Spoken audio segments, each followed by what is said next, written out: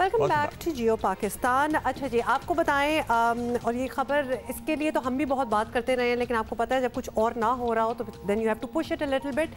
Transgenders जो हैं उनके हकूक़ के लिए कानून बने 2 साल हो गए, अमल दरामद कहीं नहीं नज़र आ रहा और हुकूमत के साथ साथ माशरा भी ज़िम्मेदार है इस बात का। 2009 में ख्वाजा सराओं को शनाख्ती कार्ड हासिल करने की इजाज़त दी गई। 2012 में सुप्रीम कोर्ट ने ख्वाजा सराओं को मसावी शहरी करार देते हुए उन्हें विरासत में हिस्सा देने के साथ तालीम और रोज़गार के यकसा मौक़े देने की हिदायत की। जून 2017 में पहली बार एक ख्वाजा सरा को पासपोर्ट जारी हुआ और 2018 में सेनेट के बाद कौमी असम्बली ने भी ख्वाजा सराओं के वजूद को तस्लीम करने और उन्हें बुनियादी इंसानी हकूक़ की फराहमी के लिए बिल पास किया। Transgender person protection of rights bill 2018 अब मुल्की कानून का हिस्सा बन चुका है, विच इज़ कमेंडेबल। इस कानून के तहत ख्वाजा सराओं को अपनी जिन्स तय करने का इख्तियार हासिल है। हाल ही में इंटरनेशनल कमीशन ऑफ जूरिस्ट्स ने अपनी रिपोर्ट में इस कानून पर कुछ तहफ़्फ़ुज़ात का इजहार भी किया है, ऑल्दो ये एक अहम पेशरफ्त है। कानूनी माहिर रीमा उमर साहिबा हमारे साथ मौजूद हैं, उनसे पहले बात करते हैं और उसके बाद हम ट्रांसजेंडर की तरफ से भी एक पर्सपेक्टिव लेंगे। बहुत शुक्रिया रीमा साहिबा, आपने वक्त दिया। रीमा साहिबा, पाकिस्तान में ट्रांसजेंडर्स के हकूक़ के तहफ़्फ़ुज़ के लिए जो कानून बनाया गया है, पहले तो आप इस कानून पर अपनी राय दें। ICJ ने इस पर ब्रीफ पेपर पर भी तैयार किया है, तो आपके ख्याल में कानून मुनासिब है या इसमें मज़ीद बेहतरी लाई जा सकती है? जी बहुत शुक्रिया। मेरी नज़र में इस कानून की सबसे बड़ी कामयाबी ये है कि ये हर शख्स को अपनी जिनसी शनाख्त या जेंडर आइडेंटिटी का हक देता है और ये जो हक है ये किसी तरह की भी मेडिकल या सर्जिकल रिक्वायरमेंट्स के ऊपर कंडीशनल नहीं बनाया गया। दुनिया में बहुत कम ममालिक हैं जो इस तरह के हक़ को तस्लीम करते हैं। पिछले साल भारत में भी मुतजन्निस अफराद के हकूक़ के ऊपर एक कानून पास किया गया, लेकिन उसमें भी इस तरह की कोई प्रोविज़न नहीं थी और इस बात पे बहुत तनकीद भी हुई, भारत में भी और ग्लोबली भी। इसके अलावा जो कानून है ये और भी राइट्स को प्रोटेक्ट करता है, मुतजन्निस अफराद को सेहत का हक़ देता है, तालीम का हक़ देता है और रोज़गार का हक़ भी देता है। इसके अलावा कानून कहता है कि किसी भी मुतजन्निस फ़र्द को आप हरास नहीं कर सकते, उन्हें हरासा नहीं कर सकते और उनके ख़िलाफ़ इम्तियाज़ी सलूक भी नहीं कर सकते। इन सब प्रोविज़न्स के बावजूद कुछ मेरा ख़्याल है खामियाँ भी हैं या फ्लॉज भी हैं कानून में। पहला तो ये कि उसमें कंप्लेंट मैकेनिज़म्स या जो रिड्रेसल मैकेनिज़म्स हैं वो बहुत वीक हैं। इसके अलावा रूल्स जो हैं वो भी इस कानून के तहत जो बनने थे उनमें बहुत ताख़ीर हुई। और आखिरी बात ये कि 18वीं तरमीम के बाद बहुत से सब्जेक्ट्स जो इस कानून में कवर हुए हैं वो सूबों के ज़िम्मेदारी है या सूबों के इख्तियार में आते हैं, लेकिन अभी तक हमने देखा है ये फेडरल लॉ ही है। प्रोविंशियल लेवल पे अभी भी ट्रांसजेंडर राइट्स के ऊपर या ट्रांसजेंडर लोगों की राइट्स के ऊपर कोई कानून साजी नहीं की गई। तो रीमा, ये तो आपने बड़े अच्छी तरह एक्सप्लेन कर लिया, लेकिन अब साफ बात तो ये है कि कानून बन गया लेकिन इस पर कहीं अमल दरामद नहीं होता नज़र आ रहा। तो अगर ऐसा ही चलता रहा तो इंटरनेशनली पाकिस्तान का क्या इमेज रह जाएगा? जब ये कानून पास हुआ तो सिर्फ पाकिस्तान में नहीं बल्कि बैनुल-अक़वामी सतह पर भी बहुत सराहा गया, लेकिन जैसा आपने कहा 2 साल हो गए हैं और अभी भी इम्प्लीमेंटेशन एक बहुत बड़ा चैलेंज है। नादरा जो है वो अभी भी कानून के मुताबिक उस आसानी से लोगों के ID कार्ड्स तब्दील नहीं करता जितना करना चाहिए।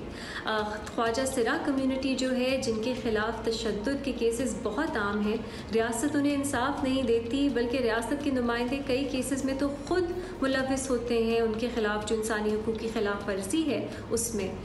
इसके अलावा ऐसी सिचुएशन है कि ख्वाजा सरा कम्युनिटी का तो रियासत पे एतबार ही नहीं रहा, वो उनके पास जाती ही नहीं है अगर उनके ख़िलाफ़ कोई इस तरह के केसेस आए भी तो मेरा ख़्याल है जैसे कि पाकिस्तान का आइन कहता है, पाकिस्तान की इंटरनेशनल ऑब्लिगेशंस हैं कि हर शख्स चाहे उसकी जेंडर आइडेंटिटी या जिनसी शनाख्त जो भी हो उनके इंसानी हकूक़ हैं और अगर रियासत ट्रांसजेंडर लोगों के हकूक़ प्रोटेक्ट करने में फ़ेल होती है तो फिर पाकिस्तान जो है वो अपनी आइनी और इंटरनेशनल ऑब्लिगेशंस के खिलाफ वर्जी कर। ट्रांसजेंडर अफराद को उनके हकूक़ देने तो हैं, अब इस कानून पर अमल दरामद के लिए हुकूमत क्या करे और माशरे की क्या जिम्मेदारी बनती है, क्योंकि वो पहलू बहुत अहम है।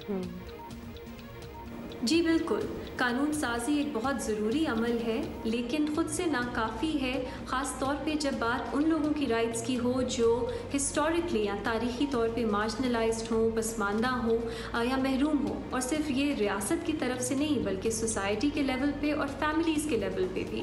बात बहुत सिंपल है, आपका मज़हब जो भी हो, आपकी ज़ात जो भी हो, आपकी जिनसी शनाख्त जो भी हो, आपको हक़ है कि आप अपनी ज़िंदगी डिग्निटी के साथ जिएँ। और ये सिर्फ रियासत को तस्लीम करने की नहीं ज़रूरत, हमें इंडिविजुअली और एज सोसाइटी भी इसको समझने की ज़रूरत है और अपने जो रवैये हैं उसके अकॉर्डिंगली बदलने की ज़रूरत है। बहुत शुक्रिया रीमा उमर हमसे बात करने का। डेफिनेटली बहुत ही चैलेंजिंग है क्योंकि लॉज तो बन रहे हैं लेकिन we don't see any implementation.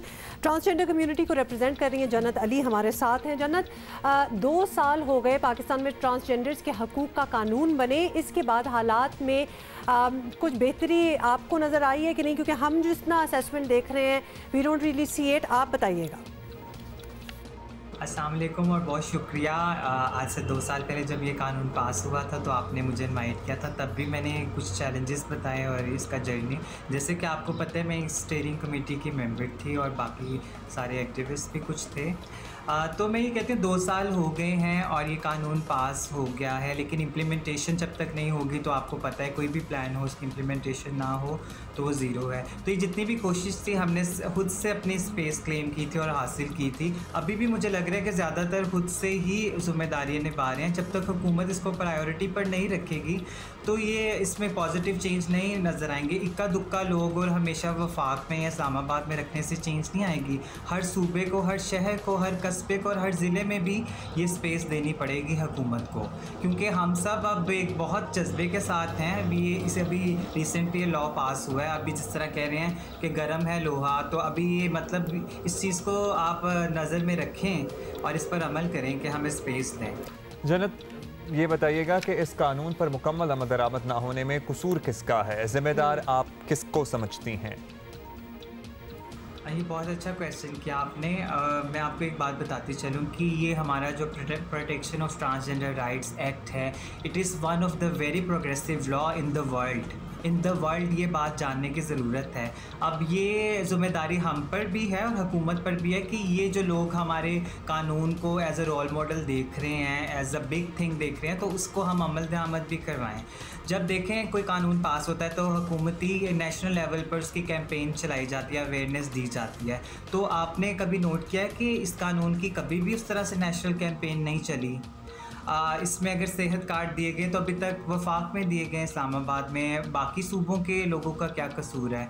तो इसी तरह इस पे प्रेफरेंसेस सेट करें कि जब भी कोई स्कीम बने तो उसकी प्लानिंग में भी शामिल करें लोगों को, ट्रांसजेंडर्स को बुलाएं, पूछें और मेरिट पे पूछें, सिर्फ एक ही जगह के लोगों का ना पूछें। इतने एक्टिविस्ट हैं जो इस टीम में शुरू से शामिल थे, उन सबको शामिल करें।